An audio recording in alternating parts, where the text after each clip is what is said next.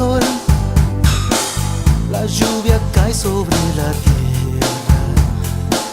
Que eres fiel veo en tu creación, cenizas cambias con belleza.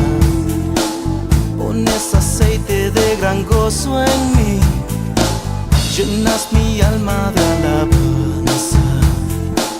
Soy como un árbol plantado para ti, mi devoción, mi corazón, mi devoción es solo para ti.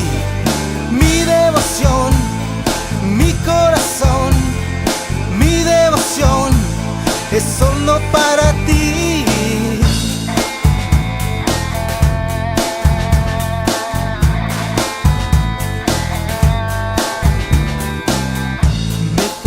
En tus manos me diste aire y el respirar, me das la luz de un nuevo día, me creaste para adorar. Las aves cantan de tu gloria, los ríos gritan de tu gran poder. Hermanos, bienvenidos hermanos al grupo Tesoros del Cielo, descubriendo las riquezas celestiales. Seguimos con nuestra clase. Hoy estamos en la semana 6, en la última clase de esta semana, que es la lección número 5, el día 5 de la semana 6, estudiando el tema de la santidad de Dios. Y estamos en general, en la lección en sí se llama Conociendo a Dios, y estamos en el tema de la santidad, la segunda parte de Mirando a Jesús. Estudiamos la semana pasada en el libro de Hebreos, capítulo 12, versículo 1 y 2. Vamos a leerlo y dejar que el Señor nos enseñe esta mañana. Dice: por tanto, nosotros también, teniendo en derredor nuestro tan grande nube de testigos, despojémonos de todo peso y del pecado que nos asedia, y corramos con paciencia la carrera que tenemos por delante, puestos los ojos en Jesús, el autor y consumador de la fe, el cual por el gozo puesto delante de él sufrió la cruz, menospreciando el oprobio, y se sentó a la diestra del trono de Dios.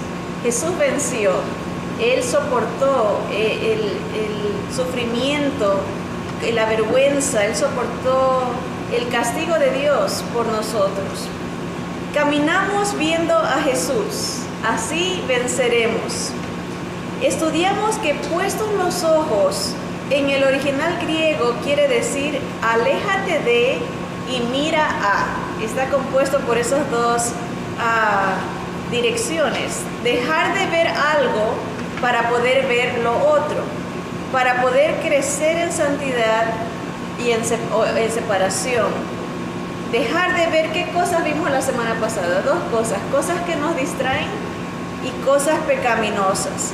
Entre la lista de las cosas que nos distraen, vimos que pueden ser cosas que debilitan nuestra razón, nuestra habilidad de discernir, de entender las cosas. Habrá cosas que afectan, pueden ser cosas que tomemos, cosas que veamos, cosas que hagamos que vayan afectando nuestra habilidad de entender la voluntad de Dios. Esas son cosas que distraen. Pueden ser a veces hábitos, a veces televisión, a veces deportes, a veces tantas cosas que nos pueden distraer y evitar que tengamos un entendimiento, un conocimiento de Dios. También hay cosas, por ejemplo, que nos distraen cuando nos enfocamos en el progreso pasado, en victorias pasadas. Nos enfocamos siempre en el pasado y no nos proyectamos al presente ni al futuro, porque estamos muy envueltos en lo que pasó. Esas cosas distraen de nuestra meta de poner los ojos al Señor, en el Señor. También vimos que el yo, o sea, nuestra propia moralidad y virtudes, son cosas que nos distraen cuando nos enfocamos solo en nosotros.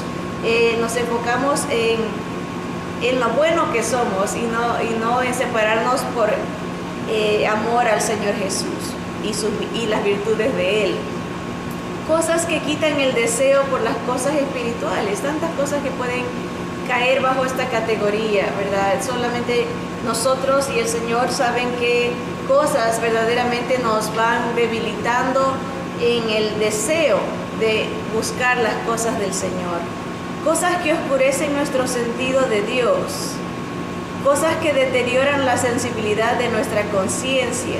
Esas cosas son las que nos distraen de podernos separar para amar y servir al Señor. También vimos la otra categoría, cosas pecaminosas, y vimos tres cosas que habla un versículo, que hay los deseos de la carne, los deseos de los ojos y la vanagloria de la vida. Esas tres categorías envuelven a todos los pecados que nos podamos imaginar. Pecados de la carne, pueden ser cosas sexuales, ¿verdad?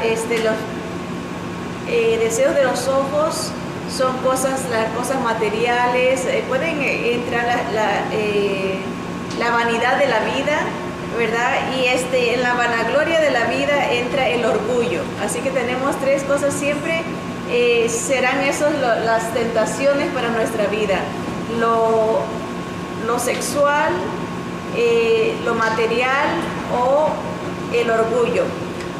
Y de esas cosas nos pueden afectar para no poder ver al Señor y separarnos para Él, por Él. Ver a Jesús es el deseo de adorarlo. Y aquí viene, ahora sí, eso es parte de la lección de ahora. No solamente es alejarse de, sino ver a. Acuérdense en esos dos componentes de puestos los ojos en Jesús. Alejarse de y ver a. Me alejo de lo que me distrae y me alejo de lo pecaminoso para poder verlo a Él. Y verlo a Él es el deseo de adorarlo, el deseo de deleitarse en Él. Esa es la idea de ver a Jesús. Crecemos en santidad al ser transformados a su imagen, aquella que estamos admirando, aquella que estamos contemplando. Es el permitir a nuestro corazón, esto es santidad, esto es separarse para Dios. Ver a Jesús es permitirle a nuestro corazón admirar al Rey, asombrarse, fascinarse, encantarse con su hermosura y perfección. Eso es buscar la santidad. Llegar a adorarlo, llegar a admirarlo, separarse para, como dice aquí, asombrarse de su poder, de su perfección, de su hermosura, fascinarse, encantarse con Él. Eso es un corazón que está siendo separado para el Señor. Segunda a los Corintios, capítulo 3, versículo 13 al 18 dice: y no como Moisés, que ponía un velo sobre su rostro, para que los hijos de Israel no fijaran la vista en el fin de aquello que había de ser abolido. En otras palabras, la ley, los mandamientos, dice, pero el entendimiento de ellos se embotó, hablando de los judíos, el pueblo de Israel, porque hasta el día de hoy, cuando leen el antiguo pacto, les queda el mismo velo no descubierto, el cual por Cristo es quitado. Y aún hasta el día de hoy, cuando se lee a Moisés, el velo está puesto sobre el corazón de ellos. Pero cuando se conviertan al Señor, el velo se quitará. Porque el Señor es el Espíritu, y donde está el Espíritu del Señor, allí hay libertad. Por tanto, nosotros todos, mirando a cara descubierta como en un espejo la gloria del Señor, somos transformados de gloria en gloria en la misma imagen como por el Espíritu del Señor. El Espíritu de Jesús es el que nos transforma a la imagen del Señor al contemplar a Jesús. En otras palabras, mientras más estamos admirando al Señor, más estamos enfocados en Él, en conocerlo a Él, nos vamos haciendo más como Él. Se va plasmando, se va filtrando esa imagen de Él en nosotros a través de el trabajo del Espíritu Santo en nuestras vidas. Ahora, así vamos creciendo en separación del mundo, en santidad, acercándonos a su imagen, a su estatura. El pueblo de Israel está velado porque se distrajo, estuvo velado porque se enfocaban en la ley, ¿verdad? Puso su mirada en la ley, en el antiguo pacto. Miren eso interesante. El pueblo de Israel vio los mandamientos, estaban concentrados como que era una obligación, una práctica que tenían que mantener para satisfacer a Dios. No veían la palabra de Dios como ese espejo que nos iba a reflejar la gloria de Jesús, que es lo que Pablo está diciendo a nosotros. Nosotros no estamos velados porque Jesús nos ha quitado el velo en nuestros corazones para que podamos ver su gloria a través de las Escrituras. En otras palabras, acercarnos a Él no por obligación de que tenemos que hacer ciertas cosas para satisfacerlo, sino acercarnos a Él para que Él satisfaga las demandas de Dios y poder tener su imagen, que Él sea más en nosotros. Vamos a ver esto que se titula el legalismo. Otro peligro que no nos deja crecer en santidad es el legalismo. Hasta ahorita hemos visto dos cosas que no nos dejan ver a Jesús claramente y nos limitan en esta separación, en esta santidad. Y eso es cosas que nos distraen, cosas pecaminosas. Y ahora vamos a ver la tercera cosa, que es el legalismo. Aparentemente el legalismo pareciera ser santidad. Por eso es peligroso, porque pareciera como que es separación, es santidad a Dios. Pero no lo es delante de Dios. El legalismo es el intento de estar a cuentas con Dios a través de nuestro esfuerzo. Eso les pasó a los israelitas y a los fariseos, a los sacerdotes de los tiempos de Jesús. Conocían la ley, pero pensaban que cumpliendo la ley iban a satisfacer a Dios. Era como se sentían obligados, se sentían comprometidos a cumplir y obedecer.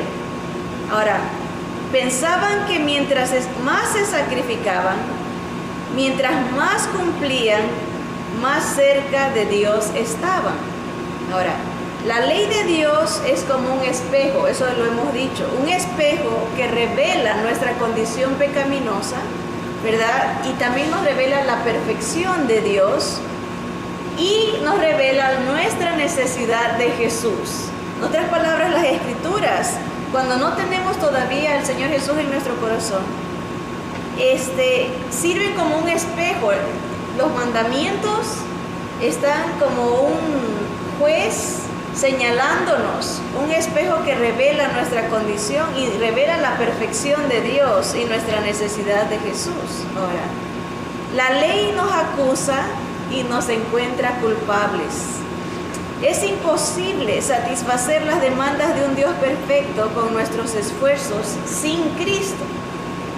Nosotros también podemos desviarnos y poner la mirada en las prácticas, en las reglas y hacer de ellas nuestra meta, el objetivo, en lugar de que sean el resultado.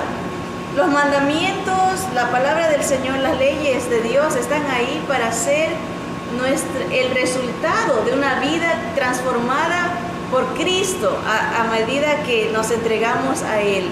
No es nuestra meta ni nuestro objetivo la ley, sino es el resultado de la presencia de Dios, del Espíritu de Dios en nuestra vida, que es muy diferente. Una cosa es querer cumplir todos los mandamientos para llegar a Dios, o llegar a Dios a través de Jesús y obedecerlos en consecuencia de la presencia del Señor, es en obediencia y en amor por Jesús. Muy diferente el enfoque. Ahora, si pensamos que santidad es nuestra moralidad o una lista de mandamientos favoritos, no llegaremos muy lejos. Nos veremos limpios, serios y respetables por fuera, pero no de corazón. Haremos las cosas por obligación, por costumbre o por autocomplacencia, pero no por amor ni por gratitud, tal y como los judíos.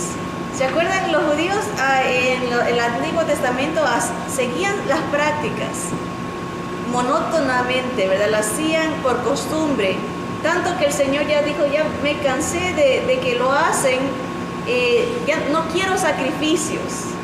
Dijo, ya estoy harto de tanto animalito que sacrificaban, porque ellos creían que haciendo las cosas satisfacían a Dios. El Señor dice, yo no quiero la moción de la obediencia por costumbre o por obligación. Lo que quiero son corazones contritos y humillados, corazones que me buscan a mí, dice el Señor.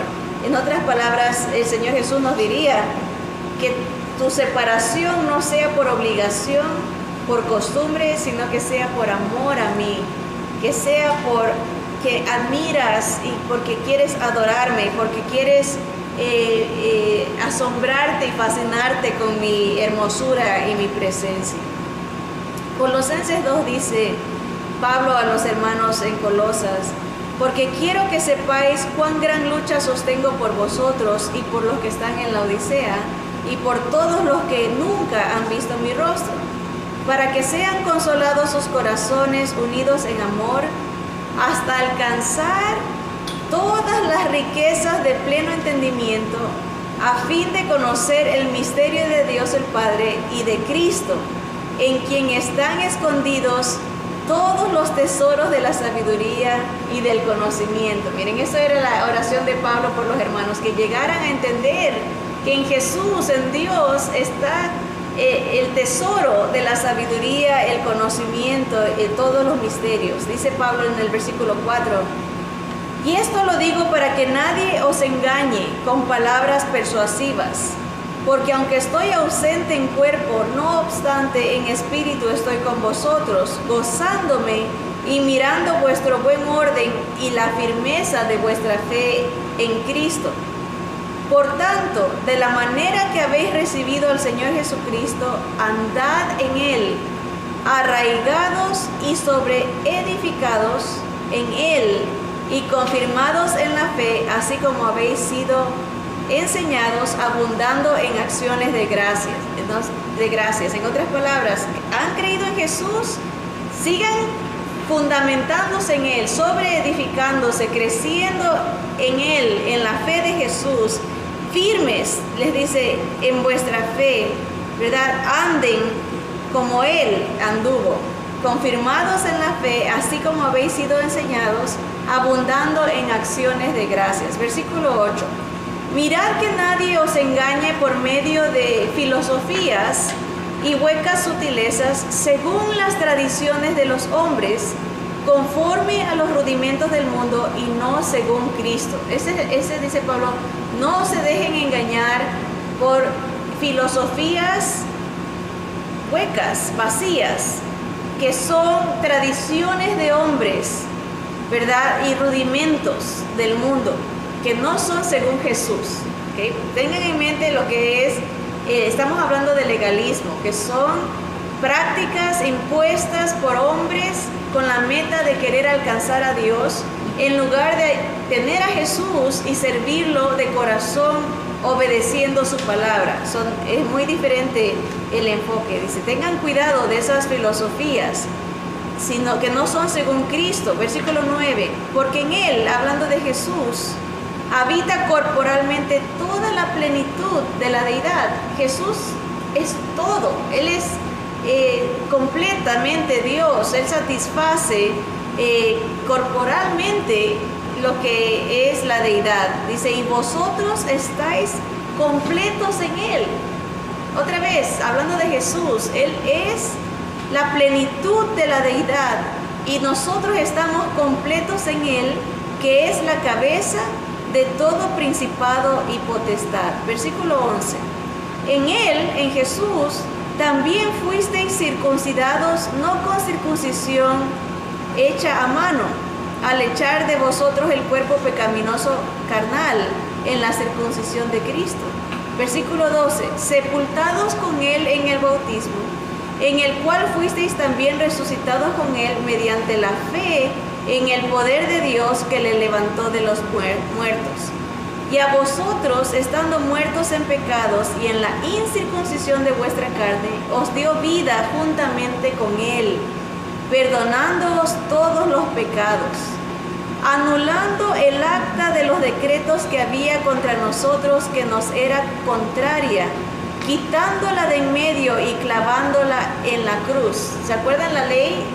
Que es un espejo que nos acusa, que somos pecadores. El Señor toma el acta, ese libro dice que nos era contrario, ¿verdad? Lo quita esa acta de en medio y la clava en la cruz para pagar por nosotros todos nuestros pecados, toda nuestra deuda, dice el versículo 15, y despojando a los principados y a las potestades, los exhibió públicamente, triunfando sobre ellos en la cruz. No solamente que toma el acta que nos es contraria, la clava, paga por nosotros, sino que nos liberta del poder que tenían los principados, las potestades de las tinieblas. Ya no tienen poder sobre nosotros, no tienen acceso a nuestra vida, no tienen poder sobre nosotros, porque el Señor nos hace de Él, ¿verdad? Eso está diciendo Pablo. Jesús es todo, Él lo completa todo, Él paga la deuda, Él nos libra de la ley que era contraria, los decretos, todo lo que nos acusaba los clava en la cruz y nos libra de las potestades de las tinieblas, los exhibe públicamente, triunfando sobre ellos en la cruz. Versículo 16, por tanto, nadie os juzgue en comida o en bebida o en cuanto a días de fiesta, luna nueva o días de reposo. O sea, todas las cosas establecidas en la ley, reglas, dicen, no es por eso que se obtiene la salvación, nadie los juzgue por eso. Todo lo cual es sombra de lo que ha de venir, pero el cuerpo es de Cristo. Toda la ley estaba para apuntarnos a Jesús. Todas las prácticas, los requisitos era para apuntarnos al Salvador, para apuntar nuestra necesidad del Señor. Versículo 18 dice, nadie os prive de vuestro premio, afectando humildad y culto a los ángeles, entremetiéndose en lo que no ha visto, vanamente hinchado por su propia mente carnal, y no haciéndose de la cabeza. ¿Qué quiere decir esto? Hay gente que quiere imponer cosas, hasta cosas de visiones, y que he visto ángeles y que he visto cosas y que tienes que hacer esto porque un ángel me dijo, y si no haces esto, es como un tipo de brujería, ¿verdad? Si no haces eso te va a caer una maldición, y empiezan a intimidar al pueblo de Dios. Y el apóstol Pablo está diciendo, no se dejen que nadie les prive del premio que el Señor les ha dado en Cristo. En Cristo tenemos salvación, pero si te empiezas a enfocar que tú eres el que tienes que hacer ciertas cosas, que tú eres el esfuerzo, que ayunos y que sufrimientos, sacrificios son lo que va a complacer a Dios, entonces dice, vas a perder tu premio, porque hay gente que afectando humildad, haciéndose espiritual, se entremete en cosas que no sabe, hinchados por su vanidad espiritual y su mente carnal. Dice, no se abrazan de Cristo, no haciéndose de la cabeza, en virtud de quien todo el cuerpo, nutriéndose y uniéndose por las coyunturas y ligamentos, crece con el crecimiento de Dios. En otras palabras, hay un crecimiento que Dios da y hay un crecimiento aparente que da el ser humano. El hombre con reglas y con imposiciones superficiales, pero que no cambian el corazón, no cambian la vida. Dice, por eso abrázate de Jesús. Dice, Él te va a dar el crecimiento que es de Dios, Él te va a nutrir. Dice, haciéndose de la cabeza, en virtud de quien todo el cuerpo, la iglesia, nutriéndose y uniéndose por las coyunturas y ligamentos, crece con el crecimiento que da Dios.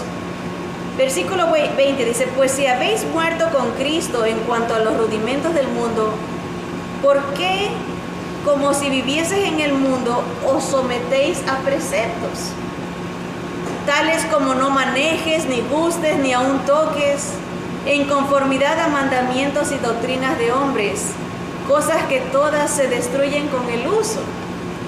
Tales cosas tienen a la verdad cierta reputación de sabiduría en culto voluntario, en humildad y en duro trato del cuerpo, pero no tienen valor alguno contra los apetitos de la carne. ¿Qué tan cierto es esto? Podemos hacer sacrificios y hacer muchas, a veces le llaman mandas o promesas a Dios, pero eso no cambia en el corazón. No cambian, no tienen poder sobre la carne, sobre los apetitos de la carne. Más que nada es como un mitigar, es como un disfraz aparentemente de santidad y de humildad. Como dice, tienen cierta reputación de culto, ¿verdad? Y de humildad y de duro trato. Hay gente que se maltrata su cuerpo para decir estoy más cerca de Dios, me voy a sacrificar de esta manera para estar cerca de Dios. Y Pablo dice, miren, eso no tiene efecto en lo espiritual. Por fuera tiene cierta reputación, sí, pero no crece en el crecimiento que da Dios. Es puro control de otros seres humanos con doctrinas humanas que son huecas, que son vacías, que no llenan, que son solamente superficiales. Y eso es el legalismo, estar cuidando las apariencias y no vivir una vida verdaderamente de amor al Señor, en crecimiento, que es el que da Dios, que es el que confía que en Jesús lo ve a Él. Por eso estamos en la idea de ver a Jesús. Lo ve a Él como el único Salvador, el único santificador, el único que nos puede separar, el único que ha satisfecho las demandas de Dios, el único que ha clavado los decretos que estaban en nuestra contra en la cruz, el que nos ha despojado del poder de las tinieblas. Jesús, Jesús, Jesús. El propósito de la ley para los que ya tienen a Jesús, y entiéndase por ley las ordenanzas morales, ¿verdad? Las ordenanzas, hay muchas leyes civiles, hay leyes sacerdotales o leyes exclusivas para el tabernáculo, o sea, leyes, ¿cómo le llaman? De sacrificios, ¿verdad? Pero también hay una ley moral, es la ley que el Señor quiere que nosotros dárnosla a través de la santidad de Él en nuestras vidas. Entonces, el propósito de la ley moral de Dios para los que ya tenemos a Jesús es guiarnos a expresarle amor en obediencia u obediencia en amor. Las dos cosas quedan perfectamente. Dios quiere guiarnos con su palabra, la ley, para que podamos expresarle amor a Él con nuestra obediencia y al mismo tiempo obedecerlo a Él en amor, ¿verdad? No obedecerlo por obligación, sino por gratitud, por amor. Ese debe de ser nuestra motivación, no un control, no querer hacer las cosas para nosotros mismos salvarnos o nosotros mismos aparecer como santos, sino hacerlas como una expresión de gratitud por lo que el Señor ya ha hecho por nosotros. Es muy clave esto. La palabra, la ley del Señor está ahí para guiarnos. Esa debe de ser la meta de nosotros cuando leemos, no leer un versículo y decir, ay, tengo que hacer esto para ganarme el favor de Dios. No, es una guía para decirme, oh, así le voy a expresar mi amor a aquel que ya lo hizo todo por mí, ¿verdad? Primera de Juan 4 nos dice, amados, no creáis a todo espíritu, sino probad los espíritus si son de Dios, porque muchos falsos profetas han salido por el mundo. En esto conoced el Espíritu de Dios. Todo espíritu que confiesa que Jesucristo ha venido en carne es de Dios. Y todo espíritu que no confiesa que Jesucristo ha venido en carne no es de Dios. O sea, el que dice que Dios no se encarnó, no es de Dios, ese es un anticristo, está en contra de Cristo. Dice el versículo 4, dice, y este es el anticristo, el 3, la última parte, el cual vosotros habéis oído que viene y que ahora ya está en el mundo. O sea, hay un espíritu del anticristo que ya está en el mundo, aunque el anticristo todavía no se manifiesta. Su espíritu ya está en el mundo, que es la gente que niega que Dios se encarnó, que Jesús fue humano, que ese es el espíritu del anticristo. Ahora el versículo 4 dice, hijitos, vosotros sois de Dios y los habéis vencido, porque mayor es el que está en vosotros que el que está en el mundo. Versículo 7, amados, amémonos unos a otros, porque el amor es de Dios. Todo aquel que ama es nacido de Dios y conoce a Dios. El que no ama no ha conocido a Dios, porque Dios es amor. En esto se mostró el amor de Dios para con nosotros, en que Dios envió a su Hijo unigénito al mundo para que vivamos por Él. En esto consiste el amor, no en que nosotros hayamos amado a Dios, sino en que Él nos amó a nosotros y envió a su Hijo en propiciación por nuestros pecados. Amados, si Dios nos ha amado así, debemos también nosotros amarnos unos a otros. Nadie ha visto jamás a Dios. Si nos amamos unos a otros, Dios permanece en nosotros y su amor se ha perfeccionado en nosotros. En esto conocemos que permanecemos en Él y Él en nosotros, en que nos ha dado de su Espíritu. Vamos a parar un poquito ahí antes de seguir con la lectura.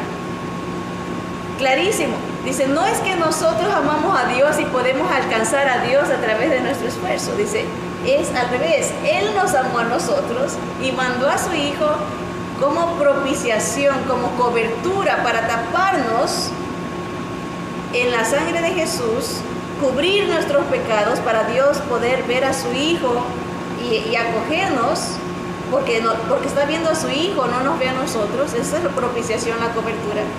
Y ese milagro, ese amor de Dios, se va a manifestar en dos cosas en nosotros: que tenemos su Espíritu y que tenemos amor para Dios y para el prójimo. Dos cosas importantes que Dios nos da. Ese es la verdadera separación, la verdadera santidad. Amar a Dios porque tenemos su Espíritu y amar a nuestro prójimo. Miren lo que dice el versículo 13. En esto conocemos que permanecemos en Él y Él en nosotros, en que nos ha dado de su Espíritu. Y nosotros hemos visto y testificamos que el Padre ha enviado al Hijo, el Salvador del mundo. Todo aquel que confiese que Jesús es el Hijo de Dios, Dios permanece en Él y Él en Dios.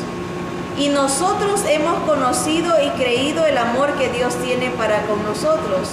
Dios es amor, y el que permanece en amor, permanece en Dios y Dios en Él. En esto se ha perfeccionado el amor de Dios, el amor en nosotros, para que tengamos confianza en el día del juicio, pues como Él es, así somos nosotros en este mundo.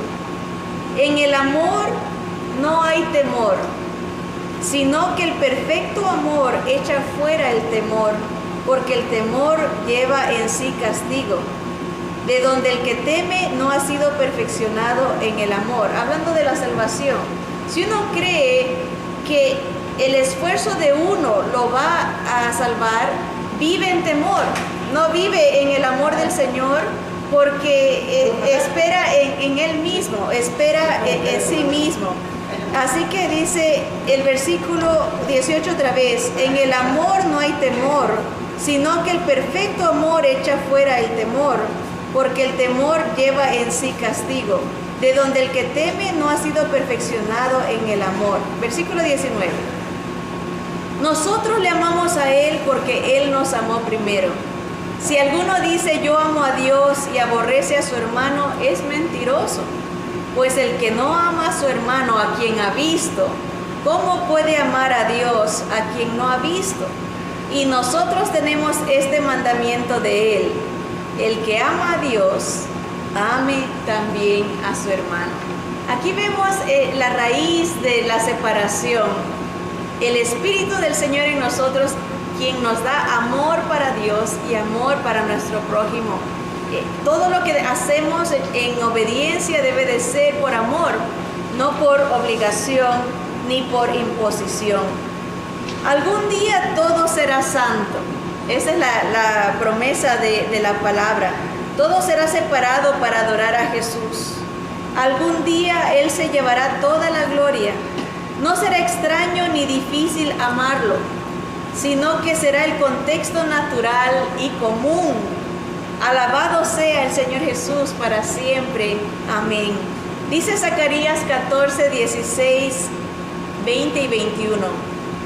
Hablando del futuro, esto es una promesa, una profecía. Dice: y todos los que sobrevivieren de las naciones que vinieron contra Jerusalén, subirán de año en año para adorar al Rey, a Jehová de los ejércitos, y a celebrar la fiesta de los tabernáculos. En aquel día estará grabado sobre las campanillas de los caballos: santidad a Jehová. Y las ollas de las casas de Jehová serán como los tazones del altar, y toda olla en Jerusalén y Judá será consagrada a Jehová de los ejércitos. Y todos los que sacrificaren vendrán y tomarán de ellas, y cocerán en ellas, y no habrá en aquel día más mercader en la casa de Jehová de los ejércitos. Todo, desde las ollas hasta los modos de transportación, los caballos serán separados para el Señor. Santidad a Jehová. Será lo natural de nuestra vivencia, adorar al Señor, consagrarnos para Él, agradecerle, amarlo, adorarlo. Será lo más común. Esa es nuestra meta, poder llegar a ese día, ¿verdad? Ver la gloria del Señor, admirarlo y adorarlo por quien Él es, por lo que Él ha hecho por nosotros. Y reconocer que no es por nosotros, no a nosotros, oh Jehová, sino a tu nombre sea la gloria, dice las Escrituras. Que así sea, hermanos, que busquemos obedecer, servir y agradecer, amar al Señor por lo que Él es, por quien Él es y por lo que Él ha hecho por nosotros. Bendiciones y adelante con Cristo.